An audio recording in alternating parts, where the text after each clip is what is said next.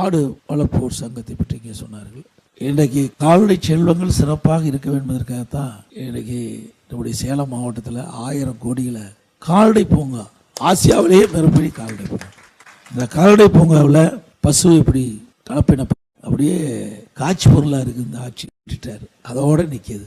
சிந்திச்சு கொடுக்கப்படும் என்ற செய்தி இந்த நேரத்தில் வைத்து அதிமுக ஆட்சி இருக்கின்ற பொழுது, இந்த வறட்சி வருகின்ற பொழுது நம்முடைய கால்நடைக்கெல்லாம் தீவனம் இலவசமாக கொடுத்தோம், சேவனம் கூட நாங்கள் கொடுத்தோம். இப்படி பல வழியில் செஞ்சோம். அதே போல் மீனவர்கள் புயலால் பாதிக்கப்படுகின்ற பொழுது அதற்கு தேவையான வசதிகளாக செஞ்சு கொடுத்தோம். நீங்கள் கஜா புயல் ஏற்பட்டதுங்க, அதுக்கு போட்டுக்கெல்லாம் நிறைய உதவி செஞ்சோம். வலைகள் எழுந்திருந்தால் வலைகள் வாங்கி கொடுத்தோம், போட்டுக்கு மானியம் கொடுத்தோம், ஃபைபர் போட்டுன்னு நினைக்கிறேன், அதுக்குண்டான நிதியெல்லாம் நிறைய கொடுத்தோம். இப்படி இயற்கை சீற்றத்தால் அது விவசாயி ஆகட்டும் மீனவராகட்டும் பாதிக்கப்படுகின்ற பொழுது உடனுக்குடன் அதிமுக அரசு செயல்பட்டு அந்த புயலுடைய சேதத்தை கணக்கிட்டு அந்த பகுதி மக்களுக்கு மீனவராகட்டும் விவசாயிகளாகட்டும் நிவாரணத் தொகையை முழுமையாக வழங்கிய ஒரே அரசாங்கம் அதிமுக அரசாங்கம்.